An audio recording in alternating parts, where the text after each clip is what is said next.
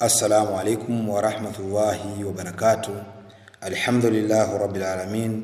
Thumma wassalatu wassalamu ala rasulillahi sallallahu alaihi wasallam. Tunabudi kumshukuru Mwenyezi Mungu Subhanahu wa Ta'ala, lakini pia kuzitaka rehema na amani zimwendee Nabii Muhammad sallallahu alaihi wasallam. Ndugu zangu waja wa Mwenyezi Mungu, viumbe wa Mwenyezi Mungu, leo tena tunakuja kuiangalia hatua ya tatu kati ya hatua 101 katika hatua za elimu na malezi. Katika hatua leo ya tatu tulionayo, tunasema ya kwamba mzazi au mlezi anapaswa kutambua ya kwamba maadili mema, tabia na shakhsia imara ndiyo urithi wenye thamani ya juu kabisa ambayo wazazi wanaweza kuwaachia watoto wao. Njia ya kulifikia hili hupitia katika malezi ya kiwango bora na cha juu. Hiyo ni sehemu au ni hatua ya tatu. Kwa hiyo maadili mema, tabia na shakhsia. Tunaposema shakhsia ni haiba, muonekano wa kijana au mtoto wa Kiislamu, kwa maana kwamba lazima mzazi yeye ndio aanze kuwa na maadili mema.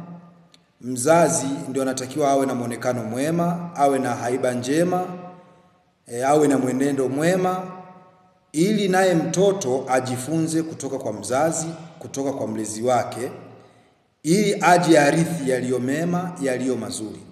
Leo katika vitu ambavyo jamii imevitolea macho au na watoto na vijana tumetolea macho kurithi mali, lakini kurithi yale mema, mazuri, tabia, mienendo kwa wazazi, hichi kimekuwa ni kitu ambacho ni adimu.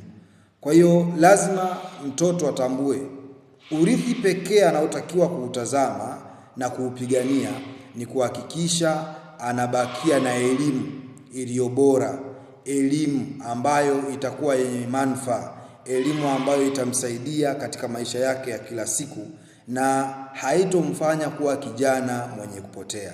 Bahati mbaya, wazazi na walezi walio wengi tumeacha jukumu la malezi,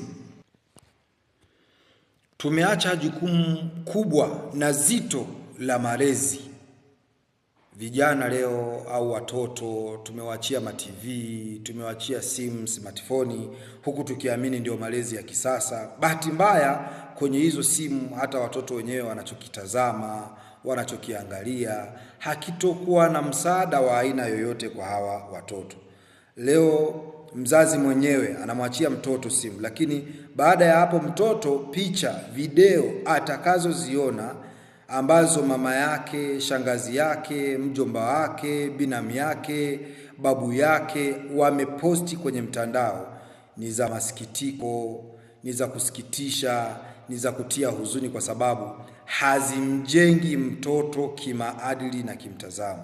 Kwa hiyo lazima tutambue maadili mema, tabia na shakhsia imara ndiyo urithi wenye thamani ya juu kabisa ambao wazazi au walezi wanaweza kuwaachia watoto wao. Njia ya kulifikia hili hupitia katika malezi ya kiwango bora na cha juu. Ndio maana lazima tuchunge hata shule ambazo tunawapeleka watoto zetu, wanafundishwa nini, wanapewa nini, wanaangalia nini. Na sisi wazazi pia tuangalie nyumbani kwetu, watoto tunawapa nini, wanaangalia nini, tunawafundisha nini. Lakini pia lazima tufanane, kile tunachowaambia kifanane na jinsi ambavyo sisi tunavyoishi. Sio wao tunawaambia jambo walifanye. Kwa mfano, mzazi anamsisitiza mtoto kusali, kufanya ibada, kumwogopa Mwenyezi Mungu, hali ya kuwa yeye mwenyewe hafanyi ibada na hamuogopi Mwenyezi Mungu. Hayo ndiyo ambayo nilionayo katika siku ya leo. Tukumbuke hii siku ya leo ni siku ambayo tuna somo la tatu kati ya,